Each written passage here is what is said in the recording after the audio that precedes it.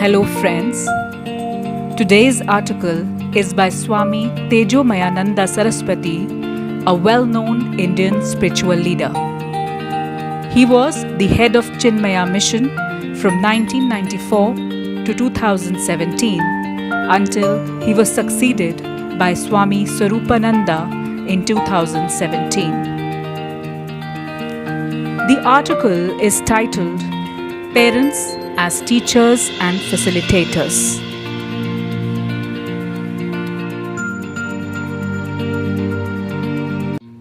Parenting is difficult, especially when dealing with children in their teens.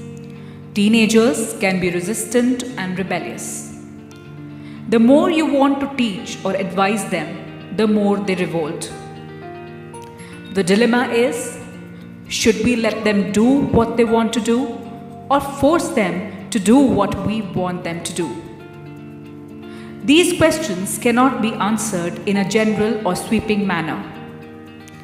Every individual is unique, and no principle or set of rules can be effective all the time. A man with 6 children said that before marriage he had 6 theories of raising children.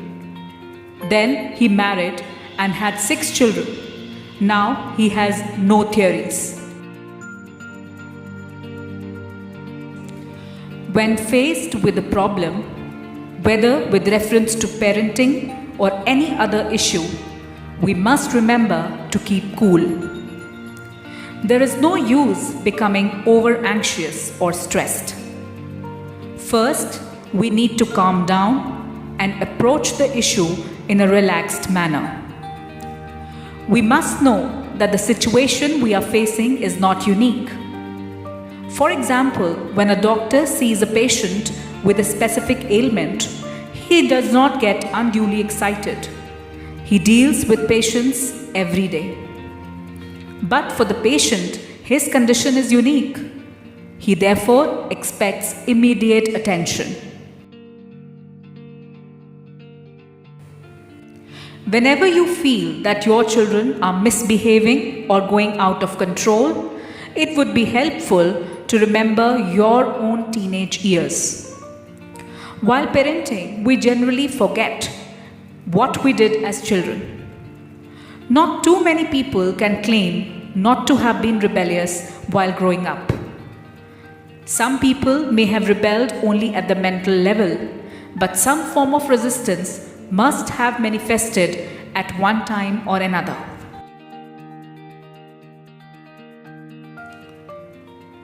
On reflection, you will find that your worries are not because children in general are misbehaving.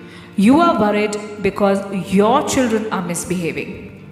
Also, the action of your child has a direct impact on you and your image.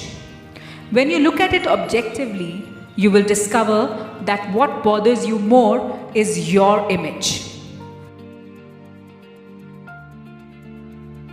Every jeev belongs to God. Parents only supply the material of the physical body for the jeev to live in. They do not give birth to the jiva. Parents must play the role of an instrument. Swami Chinmayananda used to say that the parent's role is like that of a farmer or a gardener. We do not create the seed or the soil. The potential power is already in the seed. The role of a farmer or a gardener is to prepare the soil, sow the seeds at the right time, and supply the required amount of water, shade, and sunlight. In short, provide a conducive environment for the seed to grow. If parents are cautious from the very beginning, children will not be rebellious. If we want them to imbibe the right values, then we too have to follow the same rules.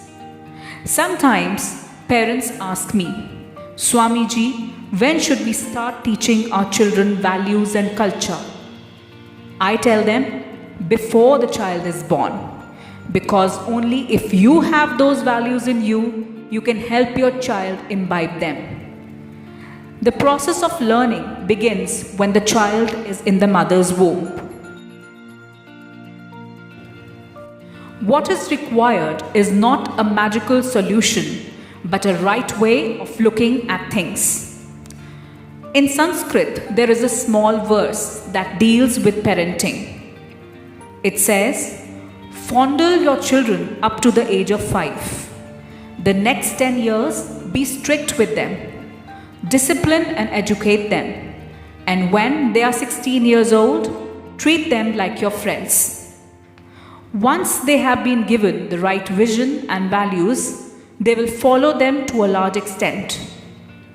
Finally, pray to the Lord to help your child make up his mind and to inspire him.